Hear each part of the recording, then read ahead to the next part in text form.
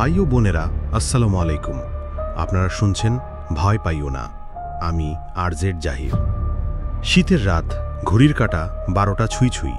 বাইরে ঝিঝি পোকার একঘেয়ে ডাক, আর সেই ডাকের মধ্যে অদ্ভুত একটা নীরবতা, যা কেবল একা থাকলে অনুভব করা যায়। আজ আপনাদের যে গল্পটা শোনাবো সেটা আমারই এক শ্রোতা, নাম আবির, তার পাঠানো। আবির একজন গ্রাফিক ডিজাইনার। ছবির কাজ করতে গিয়েই সেই অদ্ভুত অভিজ্ঞতার মুখোমুখি হয়েছিল। আবিরের একটা বড় প্রজেক্ট ছিল, ক্লায়েন্টের জন্য একটা হরর থিমড গেমের আর্ট ওয়ার্ক তৈরি করা। ছবি আর আইডিয়ার জন্য সে সারা রাত ধরে ইন্টারনেট ঘাঁটছিল। নানা ধরনের ছবি, ডার্ক আর্ট, শয়তানের উপাসনা, কি নেই। গভীর মনোযোগে সে কাজ করছিল। রাত তখন 1টা পেরিয়েছে। হঠাৎ তার চোখ আটকে গেল একটা ছবির ওপর। ছবিটা এমন যেন এটা কোনো সাধারণ স্টক ইমেজ নয়, একদম এই ছবিটার মতোই। আধো আলো ছায়ায় একজন বৃদ্ধ বসে আছেন, পরনে কালো পোশাক, লম্বা সাদা দাড়ি, মাথা কামানো। তার চোখ দুটো যেন জ্বলজ্বল করছে। সামনে একটা মানুষের মাথার খুলি, তাতে তার হাত দুটো রাখা। চারপাশে মোমবাতি জ্বলছে, আর পেছনে ধোঁয়ার কুণ্ডলি উঠছে। ছবিটা দেখতে গিয়ে আবিরের গা ছমছম করে উঠল। কেমন যেন একটা বাস্তব অনুভূতি মনে হলো, যেন এই দৃশ্যটা এখন তার সামনেই ঘটছে। আবির ছবিটা ডাউনলোড করে নিল। ভাবল, এই ছবিটা দিয়ে হয়তো ক্লায়েন্টকে চমকে দেওয়া যাবে। কিন্তু সে ছবিটা যেই কম্পিউটারে নিল, তখনই একটা অদ্ভুত ঘটনা ঘটল। হঠাৎ করেই তার রুমের তাপমাত্রা যেন হুট করে কমে গেল। শীতের রাত, এমনিতেই ঠান্ডা, কিন্তু এখন মনে হলো যেন কেউ ফ্রিজের দরজা খুলে দিয়েছে। কম্পিউটারের মনিটরের দিকে তাকিয়ে আবির দেখল, ছবিটার ভেতরে বৃদ্ধের চোখ দুটো যেন আরও জ্বলজ্বলে হয়ে উঠেছে। আবির নিজের মনকে বোঝালো, এটা হয়তো আলোর খেলা, চোখ ধাঁধিয়ে গেছে। সে কাজ শুরু করল। ছবিটার ব্যাকগ্রাউন্ড রিমুভ করতে গিয়ে একটা অদ্ভুত সমস্যা হলো। বৃদ্ধের চারপাশে যে ধোঁয়া ছিল সেটা সরাতেই যাচ্ছিল না। যতবার সে মুছে দেয় ততবারই ধোঁয়াটা ফিরে আসে, যেন ছবির ভেতর থেকে কিছু একটা বেরিয়ে আসতে চাইছে। আবির ঘড়ি দেখল, রাত 2টো। তার কাজ করার উৎসাহ উবে গেল। শরীরটা কেমন অবশ হয়ে আসছে। সে ভাবল, থাক, আজ আর কাজ করব না। সে কম্পিউটার বন্ধ করে শুতে গেল। কিন্তু ঘুম আসছিল না। কেমন যেন অস্বস্তি হচ্ছিল। মনে হচ্ছিল কেউ তার দিকে তাকিয়ে আছে। সে চোখ মেলে তাকালো। তার রুমের কোনো একটা ছায়া নড়ছে। আবির ভাবল, এটা হয়তো গাছপালার ছায়া, বাতাসের জন্য নড়ছে। কিন্তু তার ঘরে জানালা তো বন্ধ। ভয়টা এবার তার মনের ভেতরে শিকড় কাটতে শুরু করল। সে উঠে বাতি জ্বালালো, কিন্তু বাতি জ্বালানোর পর দেখল রুমটা একদম স্বাভাবিক, সব কিছুই ঠিকঠাক আছে। আবির নিজেকে বোঝাতে চেষ্টা করল, সারা রাত কাজ করতে গিয়ে হয়তো হ্যালোসিনেট করছি। সে আবার শুয়ে পড়ল। কিন্তু এবার তার মোবাইলে একটা নোটিফিকেশন এলো। আবির দেখল, তার ইনবক্সে একটা নতুন ইমেল এসেছে। প্রেরকের নাম নেই, সাবজেক্টে শুধু একটা শব্দ লেখা, দেখো। আবির ইমেলটা খুলল। ভেতরে শুধু একটা ছবি, সেই বৃদ্ধের ছবিটাই। কিন্তু এবার ছবিটা আরও বেশি স্পষ্ট, যেন কেউ তার ঘরের ভেতর থেকে ছবিটা তুলেছে। বৃদ্ধের জ্বলন্ত চোখ দুটো সরাসরি আবিরের দিকে তাকিয়ে আছে, আর ছবির ব্যাকগ্রাউন্ডে আবিরের ঘরের আসবাবপত্র দেখা যাচ্ছে। আবির ভয় জমে গেল। এটা কি করে সম্ভব? সে তো ছবিটা ডিলিট করে দিয়েছিল। তবে কেন ছবিটা আবার তার কাছে ফিরে এলো? কম্পিউটার থেকে ছবিটা ডিলিট করার পরেও সে তার ইমেইলে, হোয়াটসঅ্যাপে, এমনকি তার ক্লায়েন্টের পাঠানো ফাইলগুলোতেও সেই একই ছবি খুঁজে পাচ্ছিল। যেন একটা অদৃশ্য হাত বারবার ছবিটা তার কাছে পাঠিয়ে দিচ্ছে। পরের রাতে আবির সিদ্ধান্ত নিল সে আর একা থাকবে না। তার বন্ধু রিফাতকে ডেকে নিল। রিফাতকে সব খুলে বলল। রিফাত প্রথমে হেসে উড়িয়ে দিল, কিরে, ভূত প্রেতের গল্প বানাচ্ছিস নাকি? এত ভয় পেলে হবে? কিন্তু রিফাতের হাসি বেশিক্ষণ টিকল না। রাত তখন 3টে। দুজনে বসে গল্প করছে। হঠাৎ করেই আবিরের ল্যাপটপটা নিজে থেকে অন হয়ে গেল, আর স্ক্রিনে সেই বৃদ্ধের ছবি। রিফাত অবাক হয়ে তাকিয়ে রইল। তাদের সামনেই ছবিটার ভেতরে বৃদ্ধের হাত দুটো নড়তে শুরু করল। তার আঙ্গুলগুলো যেন খুলিটাকে আরও শক্ত করে আঁকড়ে ধরছে। আবির আর রিফাত দুজনই ভয়ে একে অপরের দিকে তাকালো। এবার রিফাতের মুখটাও ভয়ে ফ্যাকাশে হয়ে গেছে। তখনই একটা অদ্ভুত শব্দ শুনতে পেল তারা, খটখট, যেন কেউ ঘরের মেঝেতে কিছু একটা টানছে। শব্দটা আসছে আবিরের বিছানার নিচ থেকে। তারা দুজনেই গুটিসুটি মেরে বসে রইল।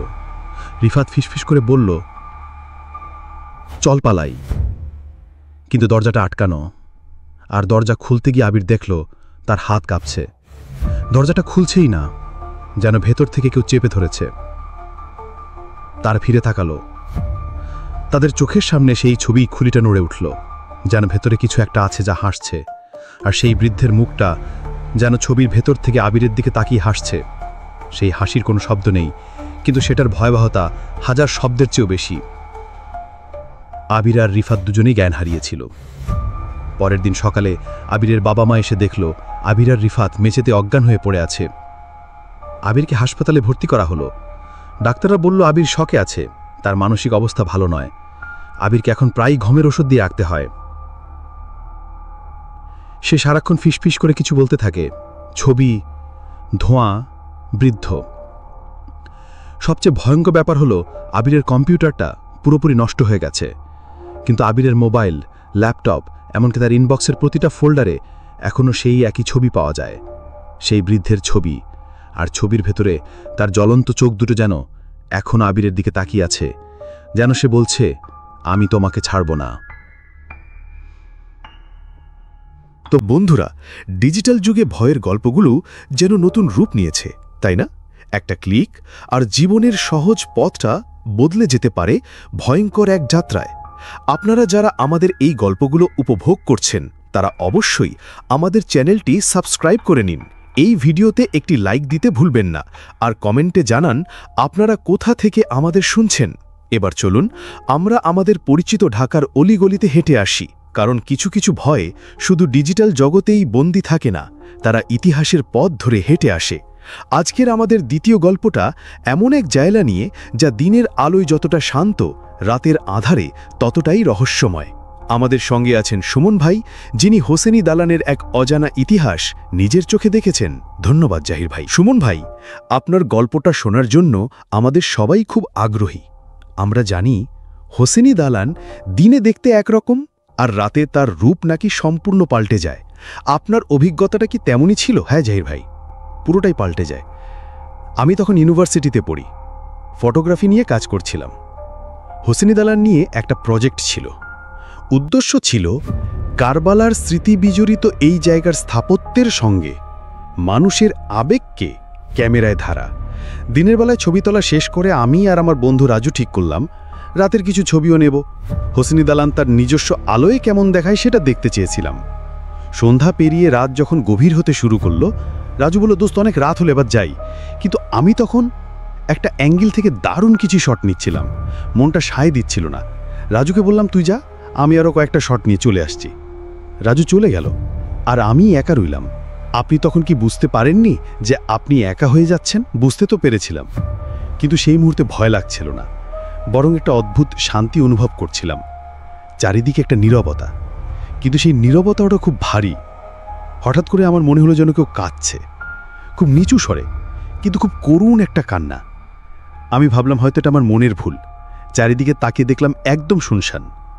হোসেনি দালানের পেছনে যে বড় পুকুরটা আছে, তার পানিতেও কোনো ঢেউ নেই, কিন্তু কান্নাটা আরও স্পষ্ট হলো।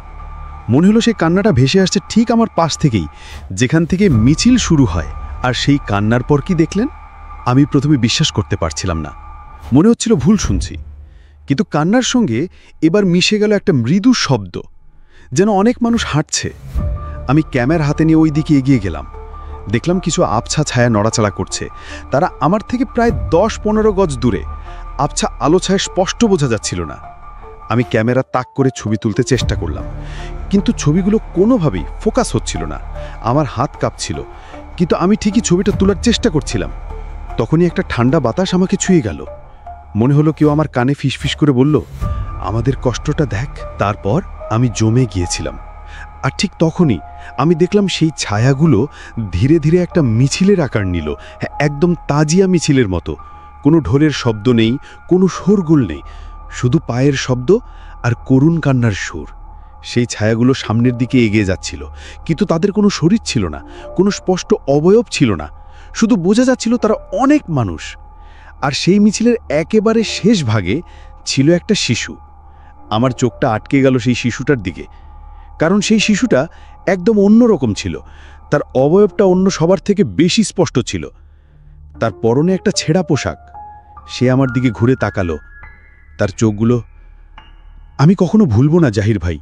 সেই চোখে কোনো রাগ ছিল না, ছিল শুধু একরাশ দুঃখ আর অসহায়তা। সে তার ছোট্ট হাতটা তুলে ইশারা করল।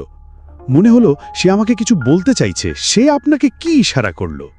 সে আমাকে সামনের দিকে, যেদিকে তারা যাচ্ছিল সেই দিকেই ইশারা করল। আর তখনই আমি একটা ঠান্ডা ধাক্কা খেলাম। মনে হলো আমার শরীরটা যেন অবশ হয়ে আসছে। আমি কিছু বুঝে ওঠার আগেই আমার ক্যামেরাটা হাত থেকে পড়ে গেল, আর সেই শিশুর করুণ মুখটা আমার চোখের সামনে ঝাপসা হয়ে গেল। আমি আর এক মুহূর্তও ওখানে থাকিনি। আমি দৌড়ে বেরিয়ে এলাম। আমার বন্ধু রাজু আমাকে মেইন গেটের বাইরে দাঁড়িয়ে থাকতে দেখে অবাক হয়ে গিয়েছিল। সে জিজ্ঞেস করছিল, কি হয়েছে, তোকে এমন লাগছে কেন? আমি ওকে কিছুই বলতে পারিনি, শুধু বলেছিলাম, চল এখান থেকে যাই। সুমন ভাই, আপনি ফিরে এসে ওই ছবিগুলো দেখেছেন যেগুলো আপনি তুলতে চেষ্টা করছিলেন? হ্যাঁ, দেখেছি, কিন্তু কোনো ছবি পরিষ্কার আসেনি। সব ছবি ঘোলাটে ছিল। শুধু একটা ছবিতে সেই আবছা ছায়ার মধ্যে একটা ছোট আলোর ফোঁটার মতো কিছু একটা দেখা যাচ্ছিল, যেন সেটা একটা চোখ। মনে হয় সেটা সেই শিশুটার চোখ ছিল, যা আমাকে এখনো তাড়া করে বেড়ায়। অসাধারণ এক অভিজ্ঞতা সুমন ভাই। এটা সত্যিই প্রমাণ করে যে কিছু কিছু স্থান শুধু মাটি আর পাথর দিয়ে তৈরি হয় না, সেখানে মিশে থাকে মানুষের কষ্ট, তাদের দীর্ঘশ্বাস। হোসেনি দালান হয়তো শুধু কারবালার ইতিহাস বহন করে না, বরং সেই ঐতিহাসিক শোকের প্রতিচ্ছবিগুলোকেও ধরে রেখেছে। আজকের মতো এখানেই শেষ করছি।